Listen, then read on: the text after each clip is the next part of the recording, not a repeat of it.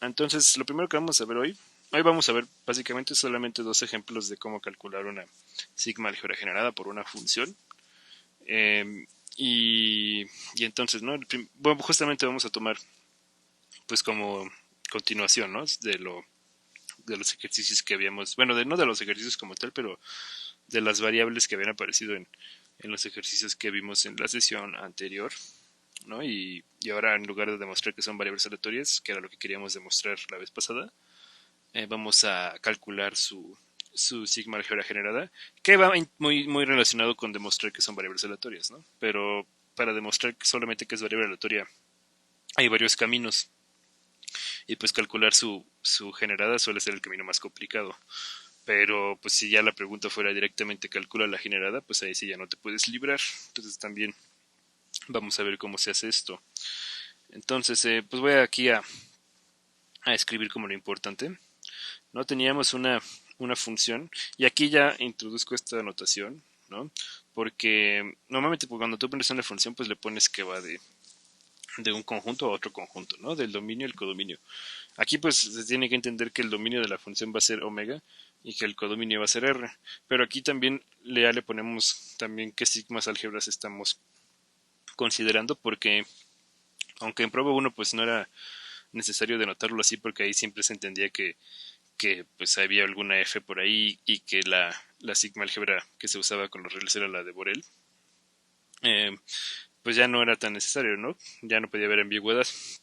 Pero aquí sí puede haberla porque, bueno, todavía si le pones que es X de omega R, pues sí se debería sobreentender que es con la de los borelianos, pero ya si estuviéramos hablando de un espacio de un espacio de probabilidad a otro espacio de probabilidad ya abstracto que perfectamente se puede ya estudiar con lo que han estado ya manejando, pues sí ya valdría la pena como especificar con qué sigma álgebra, ¿no? Vas a considerar las imágenes inversas. Entonces, pues si no, nada más es esto, o sea, en lugar de ponerle nada más omega y r, es para eso, ¿no? Para especificar que la sigma álgebra del segundo espacio que vamos a usar es la de Borel en este caso, y la del primero es una f, ¿no?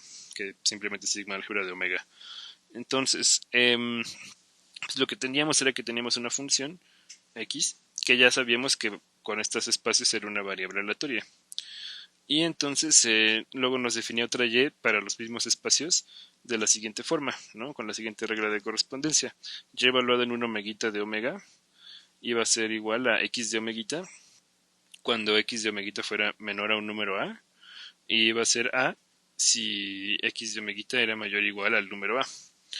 Entonces ahora lo que nos va a pedir el ejercicio es lo siguiente, ¿no? Describa de la manera más explícita posible a sigma de y, o sea, la sigma álgebra, la mínima sigma álgebra generada por esta función y mediante sus elementos, ¿no? Entonces lo que nos pide es que tratemos de hallar de la forma más explícita posible cómo se ven los elementos de esta sigma álgebra generada. Esa perfectamente podría ser una pregunta del segundo parcial, o sea, no específicamente para esta función, pero o sea, para alguna función que les defina, que les diga así tal cual, ¿no? Que describan lo mejor que puedan a esta generada, ¿no? Algo así en prueba 1 hubiera sido una exageración ya de formalidad, ¿no? Ya hubiera sido quizás muy complicado, pero ustedes ya en teoría ya deberían de poder aspirar a responder algo así. Entonces, pues hay que recordar primero qué era la generada, ¿no? La sigma álgebra generada por una función, pues recuerden lo que se definía de la siguiente forma, era la clase, donde adentro cada elemento de la clase era una imagen inversa, ¿no? Era la clase que tenía todas estas imágenes inversas de un B, donde B fuera un posible conjunto boreliano. Entonces, sobre todo los borelianos es sacar la imagen inversa de cada uno de esos borelianos y meterlas todas a este conjunto, ¿no? Y ya el conjunto resultante, pues es lo que se llama la sigma álgebra generada, pero ya por la función y, ¿no? Y bueno, ahorita todavía no lo estoy diciendo ya por la variable aleatoria, porque pues justamente, ¿no? Aquí no nunca nos estoy diciendo que es una variable aleatoria, ¿no? Aunque bueno, ya demostramos, ¿no? En la sesión anterior que es una variable aleatoria, pero en general no se necesita que sea una variable aleatoria para que puedas considerar esta sigma álgebra, ¿no? Solamente se necesita que sea una función. Entonces, y justamente, ¿no? Esta sigma álgebra está muy relacionada con el hecho de que la función sí sea o no sea variable aleatoria. Pero más adelante vamos a recordar cómo. Primero vamos a tratar de calcular, pues, cómo se ven los elementos, ¿no? De esta clase, o sea, cómo se ve la imagen inversa de un boreliano totalmente arbitrario, ¿no? Esto cambia con lo que hicimos en la sesión anterior, porque en la sesión anterior lo hicimos para un tipo de boreliano muy específico, que era para los intervalos de menos infinito a x cerrado, ¿no? Aquí ahora ya lo queríamos hacer para un boreliano que ya no sea solamente de esa forma, ¿no? Sino ya ya ni siquiera de una forma específica, ¿no? Ya para un boreliano el que sea, ¿no? Entonces, pues tomamos un boreliano totalmente arbitrario, ¿no? Vamos a llamarlo C, ¿no? Un C que vive en nuestra sigma álgebra de Borel, y pues la manera en la que vamos a tratar de ver cómo se puede expresar la imagen inversa sobre la función y de ese conjunto boreliano C es la siguiente. Para ya poder escribir, ¿no? de una forma, pues entre comillas, explícita a esto, lo que vamos a hacer es el siguiente truco. Aquí adentro, este C es un subconjunto de los reales, ¿no? Entonces lo podemos pensar como C intersectado con los reales, y como esto está contenido en los reales, pues nos va a dar el mismo C. Pero luego ese real, esos números reales, ese conjunto de números reales, ¿no? Que vamos a andar intersectando aquí, lo podemos pensar como si fuera una partición, ¿no? Como la unión de una partición que sea conveniente. Y en este caso, ¿cuál es la partición que nos va a convenir? Pues lo siguiente, ¿no? La partición que es el intervalo de menos infinito a, y luego el conjunto que solamente tiene al elemento a, y luego el intervalo de a más infinito, ¿no? Abiertos los intervalos. Entonces estarán de acuerdo que estos tres conjuntos que tengo aquí, pues sí son una partición de los reales. Entonces cuando yo veo a R como la unión de estos tres y lo intersecto con C y ya aplico propiedades de que la intersección y la unión se distribuyen mutuamente, pues entonces ya podré tener lo siguiente, ¿no? Que este C lo puedo ver como C intersectado con este primer intervalo, unido con C intersectado con este segundo y unido con C intersectado con este tercer conjunto. Y bueno, luego podemos aplicar pues propiedades buena onda que tiene la imagen inversa, ¿no? Una de las muchas propiedades buena onda que tiene la imagen inversa es que la imagen inversa de una unión la puedes ver como la unión de las imágenes inversas. Entonces, la imagen inversa de este conjunto unido con este y unido con este lo podemos ver como la imagen inversa del primero, ¿no? Que es C intersección menos infinito A, unido con la imagen inversa del segundo, que es C intersección el conjunto que solo tiene el A, unido con la imagen inversa del tercero, que es C intersección el intervalo de A infinito, ¿no? Y entonces, pues ya para ver cómo se vería esta imagen inversa, pues podemos analizar por separado cada uno de estos tres términos. ¿Ok? Entonces, pues vamos a analizar los uno por uno. Primero con este, que va a ser como el más sencillo. Y lo que nos podemos dar cuenta es que si ya escribimos como tal, como lo que vendría siendo por definición, la imagen inversa de C intersectado con el intervalo de A abierto a más infinito, pues serían todos los omeguitas en omega, tales que, pues por un lado y de omeguita tiene que pertenecer a C, pero también por otro lado tiene que pertenecer a este intervalo, ¿no? Porque es la intersección, tiene que pertenecer a ambos. Entonces serían todos los omeguitas en omega tales que y de omeguita pertenezca a C y al mismo tiempo y de omeguita sea mayor que A. Pero aquí, fíjense, como tenemos definida nuestra y de omeguita, pues puede valer A, ¿no? En ciertos casos. O en otros casos vale x de omeguita. Pero ¿cuándo vale x de omeguita? Vale x de omeguita cuando x de omeguita es estrictamente menor a. Entonces, aquí vale algo que es estrictamente menor a. Y aquí vale algo que es exactamente igual a. Entonces, en general, esta y de omeguita siempre es menor o igual a. Y aquí estamos preguntándonos cuáles son los omeguitas que en particular piden que, bueno, tiene la propiedad de que y de omeguita sea estrictamente mayor. Entonces, como según la definición de y de omeguita es un número menor o igual a, y aquí estamos planteándonos cuáles son los que hacen que sea ese número estrictamente mayor a, pues no va a haber ningún omeguita que satisfaga esta parte de aquí, ¿no? Lo de aquí pues sí puede haber un montón, pero lo de acá no se va a satisfacer nunca para ningún omeguita. Entonces no va a haber ningún omeguita que haga que esto sea cierto, porque es un i. Y entonces, pues como no hay ningún omeguita que haga que eso pase, pues ya este conjunto va a ser el conjunto vacío, porque no hay ni un omeguita ahí, ¿no? Entonces, la parte de la derecha, pues nos da el conjunto vacío. Entonces, ahora para este segundo caso, queremos calcular esta imagen inversa de esta intersección de C con el singulete de A. Y para eso tenemos que analizar dos casos posibles, ¿no? El primero va a ser suponiendo que este elemento A no pertenezca al boreliano C. Y entonces, pues la imagen inversa de la intersección, pues nos quedaría la imagen inversa del vacío, porque si adentro de C no está A, pues la intersección con el conjunto que solo tiene el A tiene que ser vacío. Y ya la imagen inversa de vacío es vacío. Y en el caso 2, cuando A si sea un elemento de C, pues al calcular la imagen inversa de esta intersección, ahora la intersección nos va a dar todo el singulete de A, ¿no? Porque pues el único que va a vivir en C que viva aquí, pues va a ser A, ¿no? Que aquí estamos suponiendo que sí está. Y entonces hay que calcular la imagen inversa del singulete de A, pero sobre la función Y, que eso pues por definición de imagen inversa son los omeguitas en omega, tales que Y de omeguita es igual a A. Y para escribirlo ahora en términos de X, pues hay que acordarlos, ¿no? Que Y de omeguita es igual a A solamente cuando X de omeguita es mayor o igual a A. Entonces queremos a todos los omeguitas en omega, tales que X de omeguita sea mayor o igual a A. Y esto ya escrito como imagen inversa, pero ya con la función X, pues es la imagen inversa de la función X, pero del conjunto del intervalo A cerrado hacia infinito. Y ya finalmente, pues si queremos ahora analizar esta otra imagen inversa, que sería la única que nos faltaría, pues la imagen inversa, ¿no? De C intersectado con el intervalo de menos infinito a abierto, pues por definición son los omeguitas en omega, tales que Y de omeguita pertenece aquí y al mismo tiempo pertenece acá, ¿no? Entonces Y de omeguita tiene que estar en C y al mismo tiempo para que Y de omeguita esté en el intervalo menos infinito a abierto, tiene que cumplir entonces Y de omeguita que sea un número estrictamente menor a, que es lo que tenemos aquí escrito también. Entonces aquí, en el hecho de que Y de omeguita sea menor a, pues nos habla cómo es ese Y de omeguita, ¿no? Porque solamente se puede que Y de omeguita sea estrictamente menor a cuando Y de omeguita es igual a X de omeguita, pero porque X de omeguita era un valor estrictamente menor a. Solamente en ese caso se puede que Y de omeguita tome algo menor a, porque en el otro caso es igual, ¿no?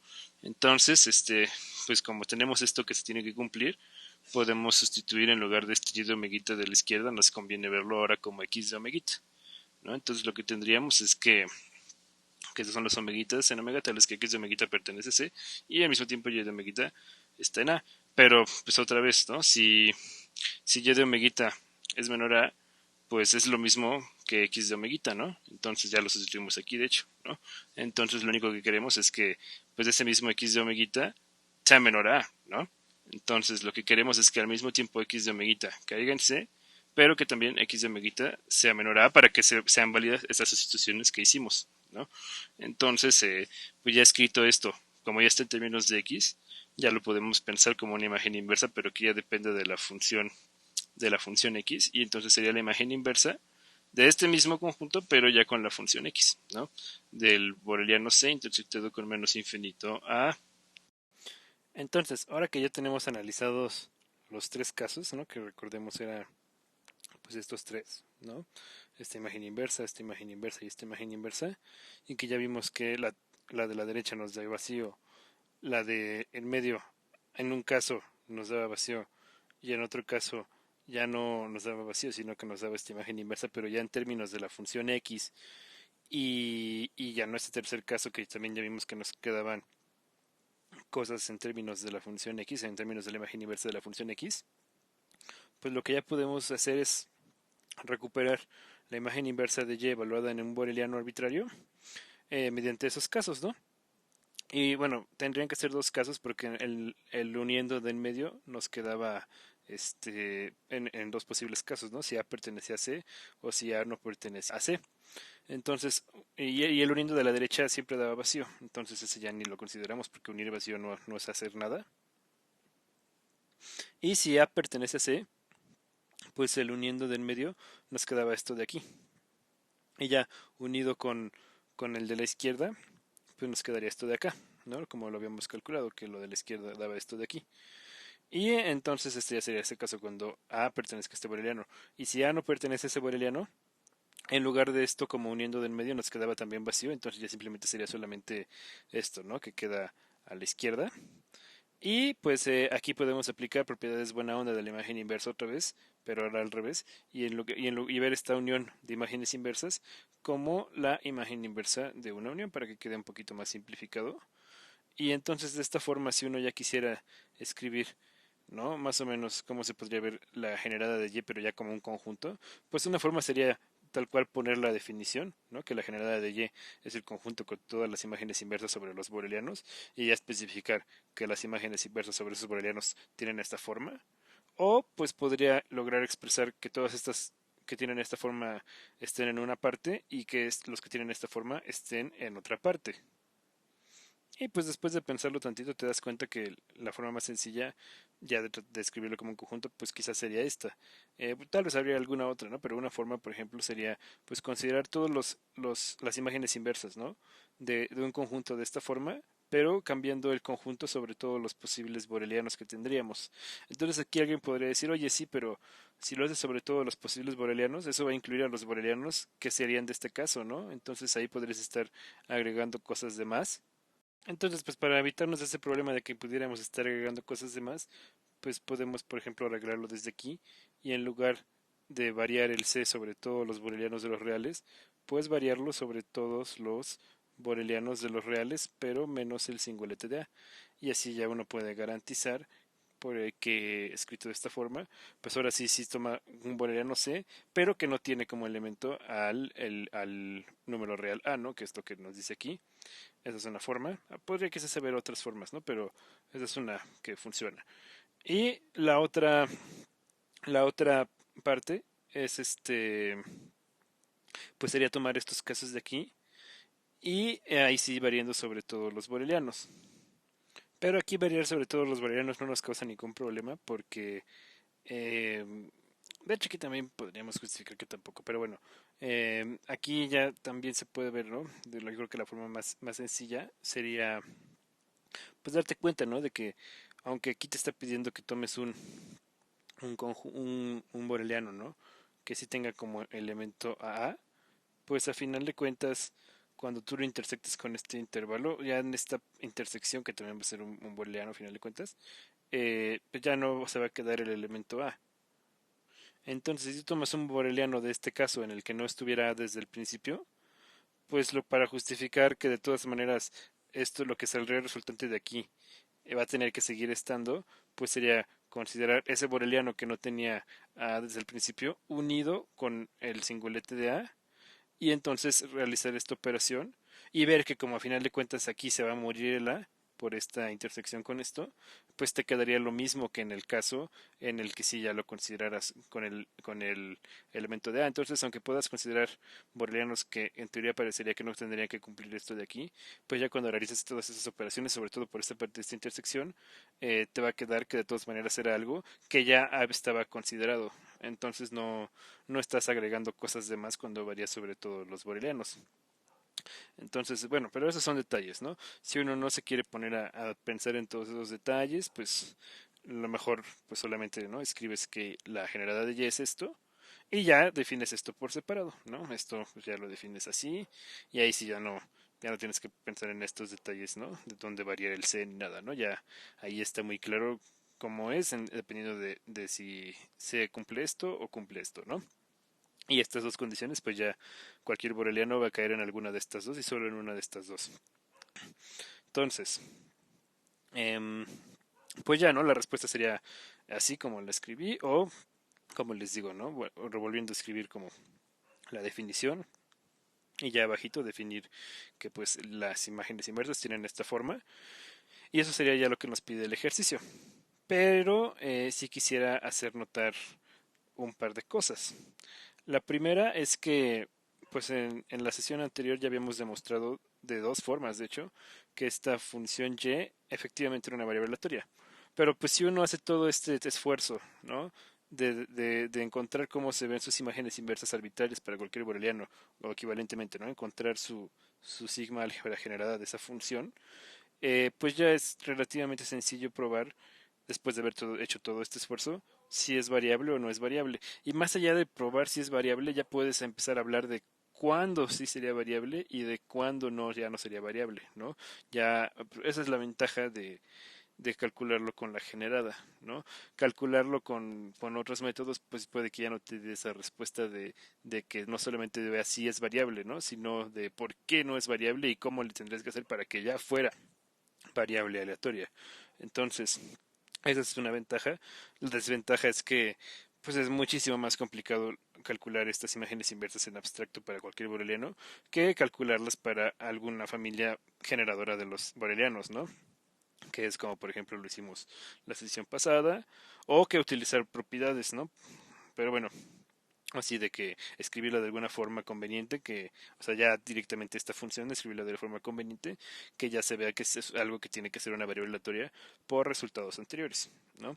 Entonces, eh, ¿a qué me refiero, no? Con que ya sería muy fácil ver, ya usando esto, ¿no? Que también es una variable aleatoria, pero ya por otro método, pues justamente, ¿no? Lo que podemos notar es que ya en general para cualquier boreliano de los reales, que eso en particular, ¿no? Los borelianos de esto, de R-A, pues también son borelianos de los reales, ¿no?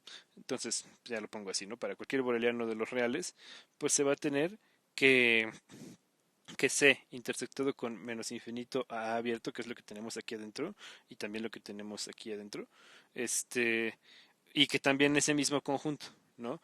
Pero ya unido con el intervalo a, más infinito, pues si C es boreliano, como que estos intervalos también son borelianos, pues también tienen que pertenecer a la sigma álgebra de Borel, porque esto es una sigma álgebra y pues es cerrada bajo operaciones numerables de conjuntos, en particular pues bajo operaciones finitas. Entonces esto como son operaciones entre borelianos, tienen que volver a ser borelianos en sí mismos, ¿no? Y eso para cualquier C que nosotros le pongamos, que sea boreliano, por supuesto, pero es lo que aquí tenemos, ¿no? Que los C son borelianos de los reales. Y entonces si esto ocurre, pues ¿qué es lo que tendríamos? Que los elementos de sigma de Y son imágenes inversas con la función X que ya estamos suponiendo por hipótesis que es variable aleatoria. Serían imágenes inversas con la función X de borelianos, ¿no? De unos borelianos muy específicos, con una forma muy específica, pero borelianos al fin y al cabo. Y bueno, ¿cuál es la clase que tiene a todas las imágenes inversas de todos los posibles borelianos, pero ya con esta función X en lugar de con esta función Y? Pues justamente la sigma álgebra generada por la, en este caso ya, variable aleatoria X. Y entonces, si estos de aquí son un caso particular de imágenes inversas de borelianos de los que viven aquí, pues lo que quiere decir es que todos los elementos de aquí, todos los elementos de sigma de Y, van a ser elementos de sigma de X. Y entonces, pues se va a tener esta contención, que la sigma álgebra generada por Y va a estar contenida en la sigma álgebra generada por X. Y entonces, como ya estamos suponiendo que X es variable aleatoria, una manera muy resumida de escribir ese hecho de que X sea variable aleatoria es que su sigma álgebra generada esté contenida en la sigma álgebra de nuestro espacio de probabilidad, ¿no? Aquí le pongo que eso es por hipótesis porque estábamos suponiendo que X era una variable aleatoria. Y entonces, por transitividad de la contención, tendríamos que la sigma álgebra generada por la función y también tendría que ser un subconjunto de nuestra sigma álgebra del espacio de probabilidad y entonces eso es una manera pues, resumida de escribir que nuestra función y tiene que ser una variable aleatoria. Entonces, una vez que ya calculamos la, la generada por una función, pues ya solamente hay que ver si se puede justificar que esa está contenida en la sigma álgebra y si sí lo está, pues ya va a ser variable aleatoria en el espacio con esa sigma álgebra. Si no lo está, pues ya no, ya en general no lo puedes asegurar, ¿no? Entonces, bueno, de hecho, si no lo está por completo, pues no, ya no va a ser variable aleatoria con esa sigma álgebra específica. Ya tendrías que ser la sigma álgebra un poco más grande para que ya fuera esa función variable aleatoria. Y típicamente, pues lo que teníamos aquí, a final de cuentas, es una transformación, ¿no? Y es una transformación de la variable aleatoria X. Entonces, pues para probar si una transformación de una variable aleatoria es variable aleatoria, o sea, una transformación en específico, pues justamente, ¿no? Lo que se busca es probar esto, que la generada de la transformación está contenida en la generada de la variable sin transformar, y ya como esto está contenido en f, pues ya se da la transitividad, justo lo que acabamos de hacer, ¿no? No siempre se va a dar que la generada de la transformación quede contenida en la generada de la variable sin transformar, ¿no? Pero es lo que uno quisiera para ya poder asegurar que la transformación en particular también va a ser una variable aleatoria. Y otra nota rápida de este ejercicio, pues es que, pues justo, ¿no? Aquí hago como el pequeño recordatorio de que habíamos logrado escribir a y esa transformación, ¿no? En términos de la variable aleatoria x utilizando funciones indicadoras. Y mediante esto, pues utilizamos argumentos de que estas funciones indicadoras logramos justificar que eran variables aleatorias y entonces como la constante a también es una variable aleatoria y x estamos suponiendo que es una variable aleatoria y entonces a final de cuentas solo estaríamos multiplicando variables aleatorias y luego sumando esas mismas variables aleatorias que resultan de multiplicar y pues el producto de variables aleatorias es variable aleatoria y la suma de variables aleatorias es variable aleatoria, pues ya teníamos que esto era variable aleatoria de una manera pues bastante más directa que poniéndonos a calcular imágenes inversas.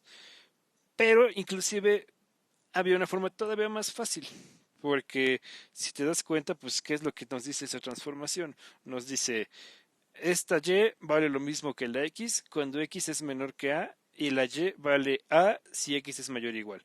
Entonces, en este caso, cuando x es mayor o igual que a, pues el mínimo en este caso es a. Pero en este caso, cuando x es menor que a, el mínimo es x, ¿no? Aquí están evaluadas en omega, pero como funciones, pues satisfacer lo mismo. Y entonces ya visto como funciones, pues esta y no es otra cosa más que el mínimo entre x y la constante a. Y como x estamos suponiendo que es variable aleatoria y las constantes, las funciones constantes son variables aleatorias, y se puede demostrar sin ningún problema que el mínimo de variables aleatorias es una variable aleatoria, pues ya sería una manera todavía más fácil que esta, y muchísimo más fácil que esta, de justificar que esto sería una variable aleatoria. Pero bueno, aquí sí quiero hacer como la reiteración. Sería muy fácil probarlo así si lo que nos estuviera pidiendo el ejercicio solamente fuera justificar que eso es una variable aleatoria. Pero si ya nos está pidiendo explícitamente que calculemos a la generada, que es lo que pues nos pedía ya en esta versión que puse para la sesión de hoy, pues entonces ahí sí no nos vamos a librar de andar calculando imágenes inversas. Pero si solamente queremos probar si algo es variable o no, pues sí vale mucho la pena tener varias estrategias para poder utilizar el argumento que sea más sencillo, porque pues ¿qué comparas el argumento del mínimo, que lo escribes en una línea y media, con ponernos a calcular todo esto que nos pusimos a calcular, ¿no? Es muchísimo más complicado, aunque pues desde cierta perspectiva tiene sus ventajas si es que se logra hacer. El problema es que pues esta en realidad era una transformación muy sencilla, ¿no? Una variable aleatoria que se definía de forma sencilla.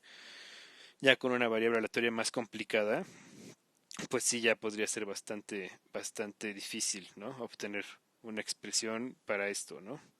Y también, ¿no? Aquí pues terminó la expresión en términos de la variable aleatoria x, ¿no? Ya con una variable aleatoria x en particular, pues ya también podríamos tener ya la expresión en particular para esto, ¿no? Pero como aquí pues, no nos decía cómo era la variable aleatoria x, solo nos decía que era en sí una variable aleatoria, pues eso es lo más que se puede simplificar esto de aquí.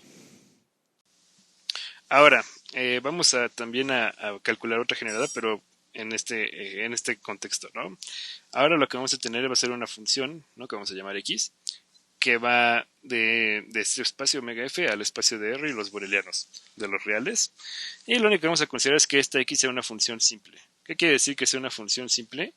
Pues que existen ciertos valores, eh, llamémoslo 6, ¿no? N valores 6, contenidos todos en los reales, o sea, bueno, cada uno es un número real, y una partición eh, también de tamaño n, ¿no? Que llamaremos AIS, que es una partición de omega, ¿no? Del dominio de esta función, tales que la función, ya su regla de correspondencia se puede ver de la siguiente forma, ¿no? Que x de omega sea igual a la suma desde igual a 1 hasta n de ci por la indicadora de cada elemento de la partición, ¿no? Del elemento iésimo de la partición y esa indicadora evaluada en omega. Entonces, ¿qué es lo que nos representa esta función de aquí? Pues como esta es una partición, solamente se puede que omega pertenezca a uno y solo a uno de estos elementos al mismo tiempo, ¿no? Entonces, porque son disjuntos a pares. Entonces, cuando hacemos la suma, pues realmente, dependiendo de qué omega estemos tomando, pues un montón de estos se van a hacer cero, todos excepto uno se van a hacer cero. Y sí podemos estar seguros que van a ser todos excepto uno, porque como es una partición, también unen omega, ¿no? Entonces a fuerzas tiene que caer omega en alguno de estos y solamente en uno de estos. Entonces cuando consideremos esto, lo que estamos diciendo es que si omega pertenece a sub i, pues en ese caso la indicadora se va a hacer 1 y nos va a quedar sumando la constante c sub i. y en los demás casos nos van a quedar sumando ceros. Entonces eso quiere decir que para los omegas que estén en A sub i, la función va a valer C sub i, ¿no? Y si omega está, no sé, en A sub j, pues la función va a valer C sub j, y así sucesivamente con cada índice. Entonces esta función, aunque a lo mejor uno no lo ve así directamente cuando la ve por primera vez, lo que está representando es que esta función x de omega, mediante esta regla de correspondencia, tome un valor constante en cada elemento de la partición.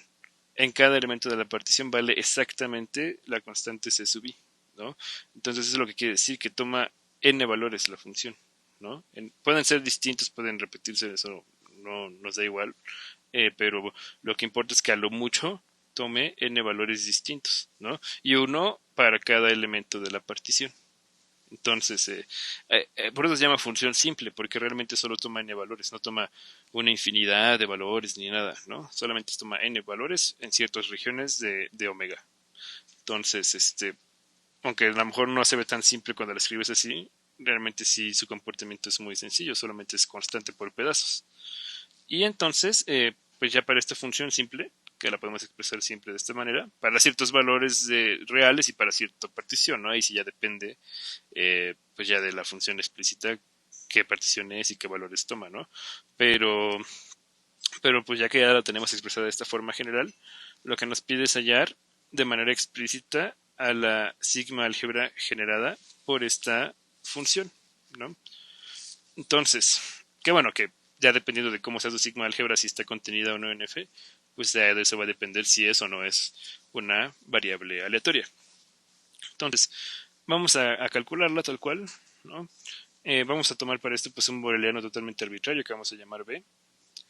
Y vamos a analizar básicamente tres casos. Podríamos analizarlo todo en uno, hacer solamente un caso, pero para que sea más claro vamos a analizar primero dos casos, que son como casos muy extremistas, y ya en base a eso nos podemos dar una buena idea de cómo tendríamos que hacer ya el caso general, ¿no? Entonces, primero vamos a suponer como un caso muy extremista, el caso 1, que para todos nuestros índices, desde i igual a 1 hasta n, nuestra constante C sub i sí va a ser un elemento de ese boreliano, porque, o sea, por lo que estábamos platicando, esta función solamente vale alguno de las constantes C sub i, ¿no? Dependiendo en qué región esté. Entonces, pues un caso extremo es cuando todos los posibles valores que toma esta función, que son todos los valores de las constantes de sub i, sí pertenezcan a ese boreliano. Y entonces, si todos los posibles valores pertenecen a ese boreliano, pues ¿qué es lo que va a suceder?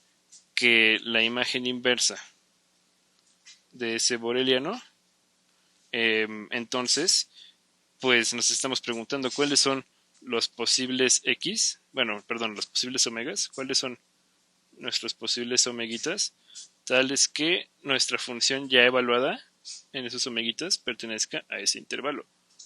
Pero si bueno, no es un intervalo, perdón, a este boreliano. Pero entonces, si este boreliano ya tiene todos los valores posibles que esta cosa puede valer, que son estos C sub i, pues entonces eso ya siempre va a ser omega. Porque, pues, absolutamente siempre, como esto vale alguno de los C sub i y los C sub i están todos aquí, pues absolutamente siempre este valor va a tener que estar dentro de este conjunto. Entonces todos los omeguitas que cumplan que eso pase, pues van a ser absolutamente todos los omeguitas que podamos considerar que son todos los que están dentro de este conjunto omega. Ahora, el otro caso extremo que vamos a analizar, pues es, pues ahora como al revés, ¿no? Bueno, no es lo contrario como tal, pero es justo como el opuesto, ¿no? O sea, el extremo opuesto me refiero, ¿no? O sea, aquí estábamos suponiendo que para todos los índices el número C sub i sí iba a estar en el boreliano, pues aquí vamos a suponer ahora que para todos los índices el número C sub i no va a estar en el boreliano, ¿no? También puede haber borelianos que cumplen esto, ¿no? Entonces, pues en ese otro caso, que también es súper extremista, pues ahí va a ocurrir algo muy distinto, ¿no? Ahí cuando nos preguntemos por la imagen inversa de B, pues va a ser lo mismo que teníamos aquí arriba, ¿no? Va a ser cuáles son los valores que hacen, cuáles son los omegas, perdón, que hacen que el valor de mi función se quede en B. Pero pues como omega, x de omega siempre vale uno de los S bis y ninguno está dentro de este B, en este otro caso, pues entonces no va a haber ningún omega que haga que nuestra función caiga ahí adentro, porque no puede estar ahí adentro ninguno de los SUVs, y entonces esto simplemente se va a hacer vacío, ¿no? Entonces por eso les digo que te es el otro caso extremo, ¿no?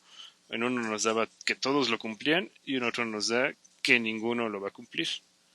Pero entonces, pues de qué dependería como estos casos, de que quedaran estos conjuntos, pues de ver que aquí que todos los SUVs pertenecieran y aquí que ninguno de los SUVs pertenecieran. Entonces, si ya queremos hacer un caso general, pues lo que nos está indicando más o menos esto es que lo que tendríamos que ver es de alguna manera fijarnos en cuáles SUVs sí están en el boreliano y cuáles SUVs no están en el boreliano. Y sobre eso ya podemos tratar de calcular cómo se puede ver la imagen inversa, pero ya de un boreliano que no caiga en alguno de estos casos. Por ejemplo, para allá el caso general, que aquí lo ponemos como caso 3, pero el caso general, entonces, podrías definir este conjunto, ¿no? Que pues lo podrías dejar ya dependiendo también de tu boreliano, porque pues, se supone que esto lo tendrías que hacer para cada boreliano, ¿no? Entonces podemos llamar un conjunto I de índices, ¿no? Y I de B, que sea justamente, ¿no? Fijarte en cuáles de las constantes C sub I pertenecen a tu boreliano, y ya que sabes cuáles, solamente te quedas con los índices de esas constantes, ¿no? Entonces es tal cual, es el conjunto de todos los I's que pertenecen a nuestro conjunto total de posibles índices, tales que la constante con ese índice sí cae dentro de nuestro boreliano. Entonces esto como conjunto, pues tal cual como lo estamos definiendo, siempre va a ser un subconjunto de nuestro conjunto total de los posibles índices. Y pues si nosotros de hecho ya lo quisiéramos hacer como caso general con esta notación, pues sí podemos recuperar los dos casos anteriores. El caso, lo voy a poner aquí, ¿no? Como nota. O bueno, no, a lo mejor aquí arriba. Eh, pero como entre paréntesis, ¿no? Este caso de arriba sería cuando I de B, definido como está ahí abajo, pues nos da absolutamente todos nuestros posibles índices, ¿no? Y ya con eso, con observación, pues ya podríamos ver que lo de arriba es un caso particular de lo de abajo. Pero bueno, aún así vamos a especificar cómo tendría que ser lo de abajo para que ya excluyera los casos de arriba. Pero bueno, solo es una pequeña observación. Y de la misma forma, si nosotros quisiéramos que también esto generalizara el caso 2, pues aquí sería el caso en el que no hay índices tales que la constante pertenece al boreliano.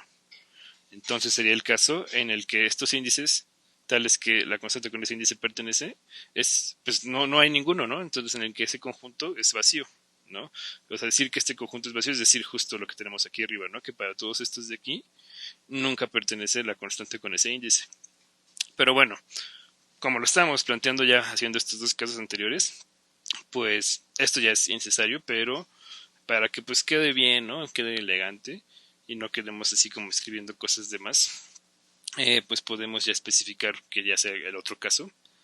Y entonces sería, aparte de definir este conjunto, pues considerar, y supongamos, ¿no? Y supongamos que ese conjunto de índices, eh, por un lado es distinto de vacío y por otro lado es distinto de el conjunto total de índices que podemos tomar. Y así ya no chocaría con los casos de arriba, ¿no? No es necesario hacer esto, pero ya es como para que quede pues más elegante la prueba, ¿no? Que no andamos escribiendo cosas de más. Entonces, si ya suponemos eso, que insisto, ¿no? Esto de aquí realmente sería necesario, pero bueno, ya suponiendo esto de aquí, eh, pues ya podemos tratar de calcular la imagen inversa de nuestra función sobre ese booleano de manera más explícita. Entonces, lo que queremos es la imagen inversa con nuestra función simple del booleano B. Y entonces, pues, tenemos que preguntarnos cuáles son los posibles valores que hacen de omega, los posibles omegas. Es más, lo voy a poner, aunque ya lo había escrito arriba, lo voy a volver a poner. Son todos los omegas pequeños, tales que viven en omega grande, tales que nuestra función, ya evaluada en esos omeguitas, cae dentro de nuestro conjunto boreliano en el que estamos evaluando la imagen inversa. Entonces, nos tenemos que preguntar cuáles son los valores de omega que hagan que nuestra función caiga en B. Pero ¿cuándo va a caer nuestra función en B en este caso, ya en el caso 3? Pues solamente va a caer nuestra función en B cuando nuestra función tome alguna de estas constantes C sub I que están en B, ¿no? Entonces, ¿por qué? Porque solamente nuestra función toma las constantes C sub I, pero sobre todo los índices. Y en este caso en particular, pues estamos suponiendo que solamente para estos índices de este conjunto I es cuando sí esas constantes pertenecen a este boreliano. Entonces, solamente vamos a necesitar considerar los omegas que hagan que esa constante esté en... Bueno, que hagan más bien que esta función x de omega tome exactamente las constantes que están en nuestro boreliano y no queremos considerar los omegas que hagan que caiga con alguna de las constantes que nos sobrarían, ¿no? Ya sobre como el complemento de estos índices. ¿Y cómo podemos escribir eso? Antes de eso, por ejemplo, supongamos que la constante C sub 1, por ejemplo, la primera de ellas, si estuviera en el boreliano, pues ¿cuáles serían los omegas que hagan que la constante C sub 1, bueno, que nuestra función tomara el valor de la constante C sub 1, por ejemplo, ¿no? Para el caso en el que fuera el índice igual a 1. ¿Cuáles serían los omegas que hacen que nuestra función caiga bueno, que nuestra función valga la constante C sub 1 y entonces por lo tanto caería aquí? Pues tendrían que ser justamente todos los elementos de A sub 1, ¿no? Los elementos de A sub 1 son los que, evaluados en la función, hacen que la función valga C sub 1. Y así, ¿no? Si tienes quieres ver cuáles elementos hacen que la función valga C sub J, pues van a ser los elementos de A sub J. Entonces esta imagen inversa, pues las vamos a poder calcular como los elementos de esos A sub J, ¿no? Esos mismos A sub J unidos, vaya. Pero no todos, ¿no? Hacer una unión solamente para los A sub J tales que su índice pues realmente pertenezca a este conjunto, o sea que sea uno de los índices tales que la constante con ese índice realmente pertenezca a nuestro conjunto boreliano. Y así ya puedes recuperar pues solamente los elementos de omega, solamente los A sub J, tales que pues sí efectivamente hacen que la función que solamente puede tomar estos valores pues realmente caigan en ese boreliano, porque solamente va a considerar para los valores en los que sí caen y los que no caen los va a dejar por fuera esta unión porque está sobre ese conjunto de índices. Alguien podría decir, oye, pero ¿y si se puede dar por ejemplo que alguno de los C sub J entre sí sean iguales aunque su índice sea distinto, ¿no? Por ejemplo que tengamos un C sub K y un C sub J, tales que J sea distinto de K, pero que las C sub K y C sub J sí sean el mismo número real, porque nunca pedimos que fueran distintos. Entonces ahí pues te podrían faltar en algunos en esta unión, pero eso no sucede porque si C sub K y C sub J son iguales con K distinto de J, como ambos van a estar en este boreliano, porque son el mismo número, tienen que estar, si son igual mismo, pues los dos índices tienen que estar considerados en este conjunto de índices. Entonces ya cuando hagas la unión, pues sí vas a recuperar a lo mejor los que te podrían faltar, ¿no? Porque ya cuando hagas la unión sobre todos los índices, sí ya van a estar considerados exactamente los índices que hacen que pues la función tome valores en este boreliano, ¿no? Para eso definimos este conjunto de esta forma, para que ya al realizar la unión no tuviéramos ningún problema. O sea, van a estar exactamente los omegas que hagan que la función tome un valor aquí, ¿no? ¿Por qué? Porque va a tomar alguno de los posibles valores que toma esa función, pero que sí estén dentro del boreliano que estemos evaluando.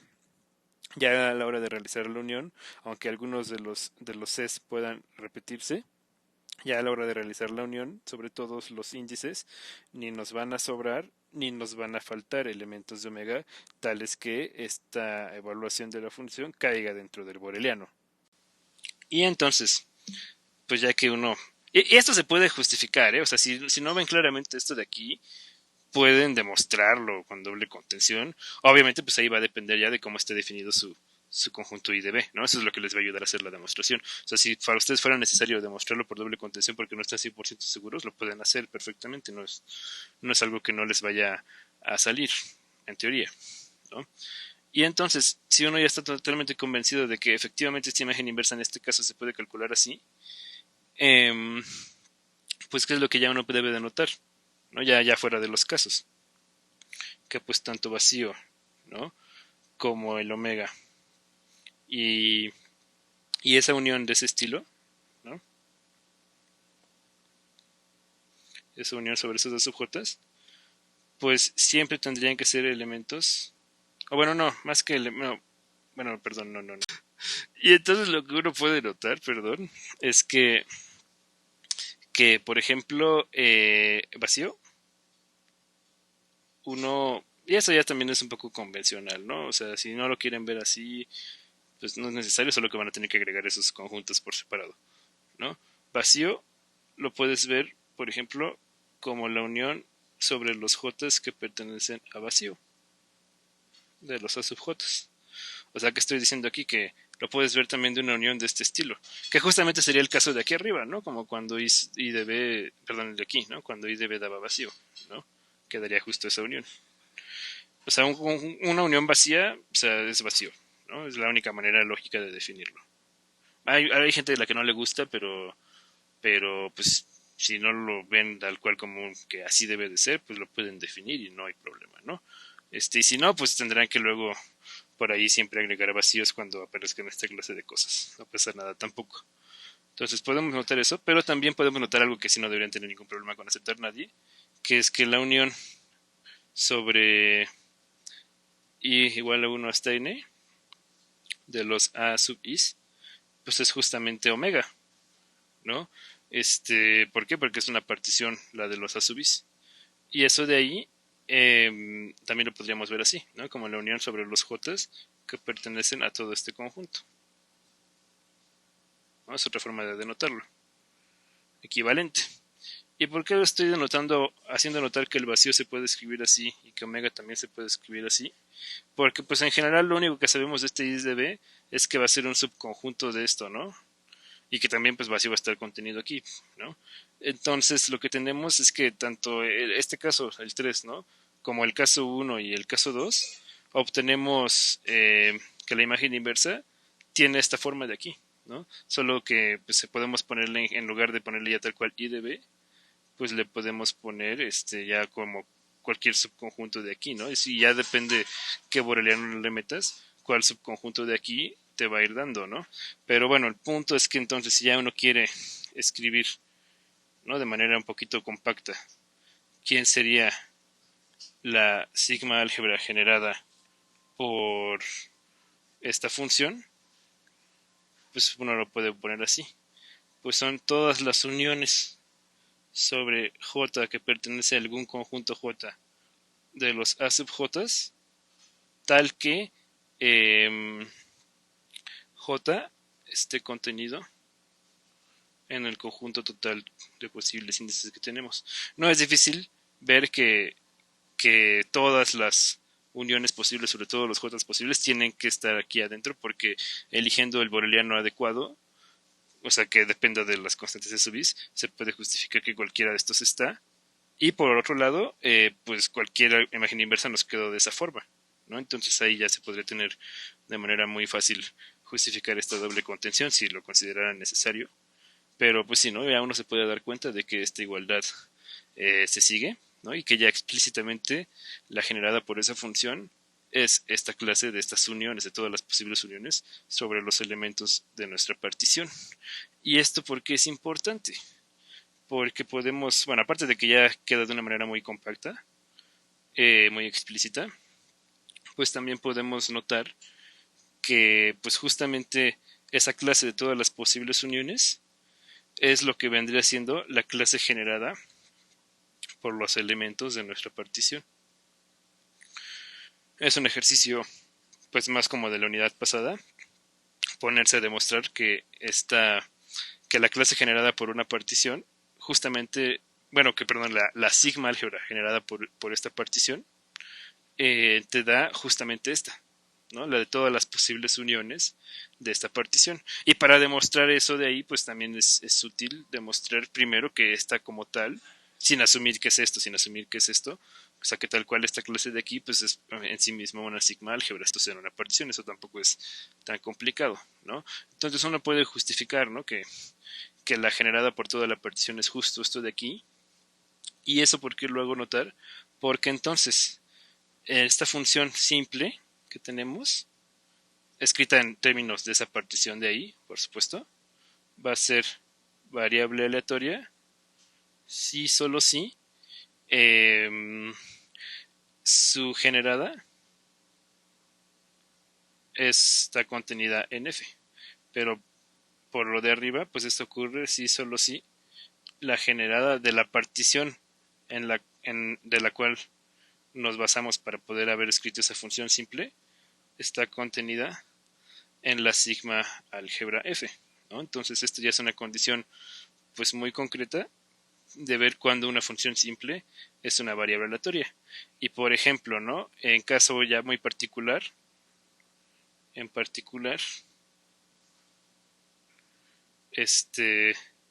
si tuviéramos, por ejemplo, que f fuera exactamente la sigma álgebra generada por esa partición, que podría ser, ¿no? Ya depende de con qué espacio de probabilidad estemos trabajando, ¿no?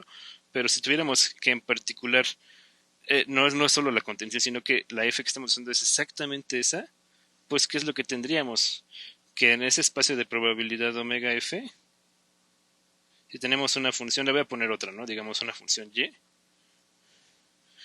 ¿no? Que fuera hacia esos mismos espacios con los que estábamos trabajando, tendríamos que cualquier función y va a ser variable aleatoria si solo si y es una función simple. Obviamente no cualquier tipo de función simple, ¿no? Sino una función simple que se pueda escribir en términos de esta partición. Entonces, lo voy a poner aquí también, ¿no? Escrita en términos de la partición de los A sub is, ¿no? Entonces, sí es, pero lo importante aquí es que es un sí, solo sí, ¿no? Y eso ya se sigue directo de lo que estamos analizando aquí arriba, ¿no? Entonces, si tenemos una especie de probabilidad en el que ya identificamos que nuestra sigma álgebra es así, las únicas variables aleatorias que se pueden definir ahí son las funciones simples, escritas en términos de la partición de ahí. ¿Por qué hago esta nota? Porque pues justamente eso era lo que nos preguntaba el ejercicio de la sesión anterior, ¿no? Entonces, pues ya con lo que vimos hoy, pues ya tienen todas las herramientas necesarias para poderlo responder.